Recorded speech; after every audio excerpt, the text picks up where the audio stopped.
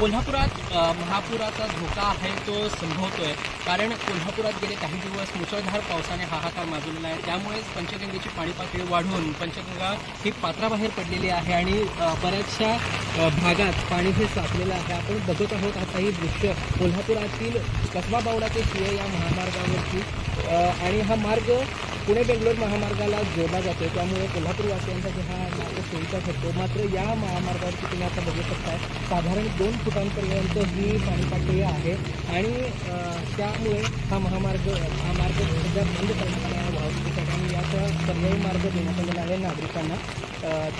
त्याबरोबरच कोल्हापुरातील जो रत्नागिरी महामार्ग आहे तो देखील बंद आहे।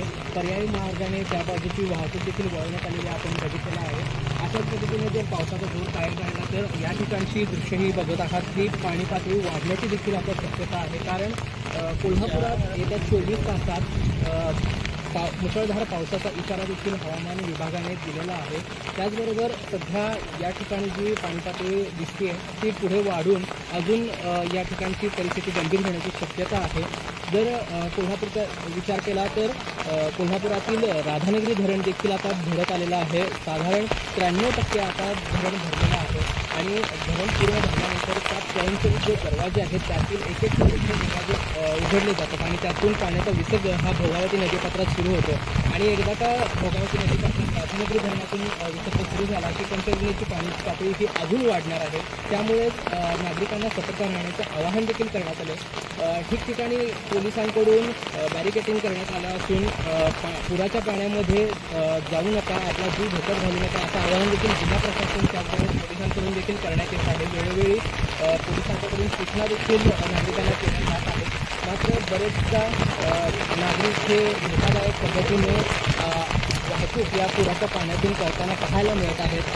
पोलिसांनी देखील अशा पद्धतीने वाहतूक करू नका असं आवाहन केलेलं पाहायला मिळते। सध्या जर कोल्हापूरचा विचार केला तर 81 बंधारे हे पाण्याखाली आहेत। तसेच कोल्हापुरातील कळंबा तलाव देखील ओव्हरफ्लो झाला आहे आणि तलावाच्या कालव्यावरून हे पाणी बाहेर पडत आहे।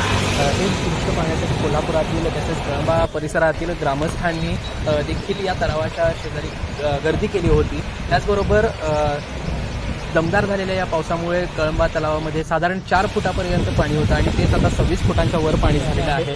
आणि जर आपण सध्या विचार केला तर ही पंचगंगा पाणी पातळी ही वाढत जाऊन आता धोका पातळीकडे पंचगंगेची ही पाणी पातळी पोहोचलेली आहे। जवळपास 42 फुटांच्या वर ही पंचगंगा वाहत आहे। त्यामुळेच आता 43 फूट पाणी पातळी झाल्यानंतर धोका पातळी ही ओलांडू शकते। त्यामुळेच नागरिकांना सतर्क राहण्याचे आवाहन देखील करण्यात आले। त्याचबरोबर जो मुसळधार पावसाचा इशारा देण्यात आलेला असल्यामुळे नागरिकांनी देखील स्वतःची काळजी घ्यावी आणि महापुराच्या पाण्यापासून स्वतःला दूर ठेवावे याच पद्धतीचं आवाहन जिल्हा प्रशासनाच्या वतीने देखील करण्यात आलेलं आहे। लोकल 18साठी साईप्रसाद महेंद्रकर, कोल्हापूर।